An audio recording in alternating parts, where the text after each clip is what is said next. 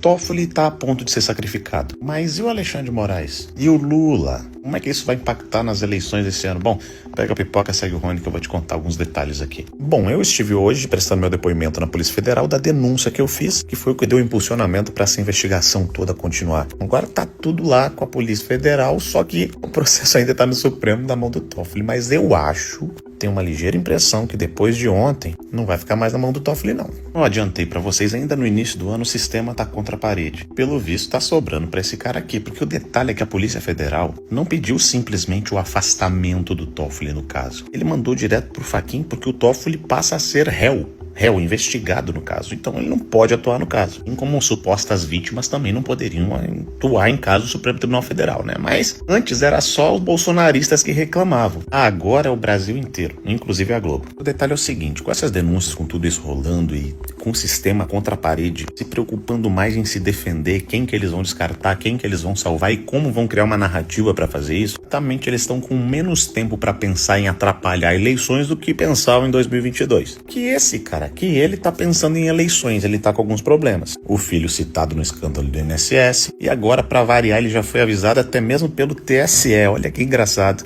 que se acontecer aquele desfile com o dinheiro público pode correr riscos. E por que avisaram isso para ele? Porque certamente os ministros do TSE vão ser André Mendonça e Cássio Nunes Marques, os dois ministros indicados pelo Bolsonaro. E cabe lembrar que Bolsonaro ficou inelegível por causa de um 7 de setembro. Imagina um desfile de escola de samba que foi pago com dinheiro público, sendo que o do Bolsonaro não foi pago com dinheiro público. Foi uma manifestação que as pessoas simplesmente foram na data do 7 de setembro. Ou seja, os riscos estão aí. Foi o que o TSE avisou. A Carmen Lúcia avisou. Você assume se você quiser, o Lulinha. Torna a falar do amigo do meu pai e do Careca de Moraes. A única coisa que eu me pergunto, vendo tudo isso acontecer, agora que tudo veio à tona, agora que esse escândalo do Banco Master, que virou o escândalo do Toffoli, pode virar o escândalo do STF, se o Supremo não tomar uma atitude contra esse cara, resta saber se ele vai ficar quieto. Resta saber se dali a pouco ele não vai querer avançar mais, sabe, nas investigações, porque enquanto as coisas dele estão em sigilo, mas estão vazando por aí pela Polícia Federal, pela imprensa e assim por diante, tem uma reuniãozinha que está em sigilo até hoje, lá no Banco Central, de alguém que tem uma esposa, né, que dali a pouco era advogada também do Banco Master. Esse aqui foi tão pressionado que antes ele dizia que não tinha nada a ver com o resort, aí vazou a imagem dele no resort e agora que descobriram conversas e pagamentos no celular do Vorcaro para ele tá dizendo que não, esses pagamentos é porque eu era sócio do resort. Olha só.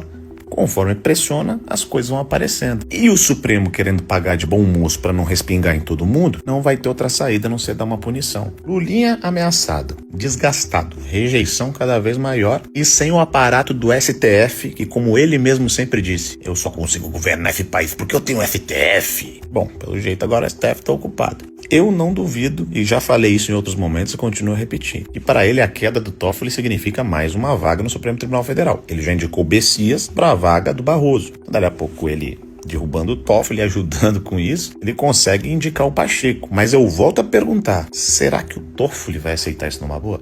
Será que tipo de negociação eles vão ter que fazer agora? Bom, interessante ver porque todo o sistema tá batendo cabeça, o Lulinha fazendo seus cálculos e o Flávio. Bom, o Flávio tava hoje no Pânico falando sobre os seus projetos para o Brasil e crescendo cada vez mais nas pesquisas.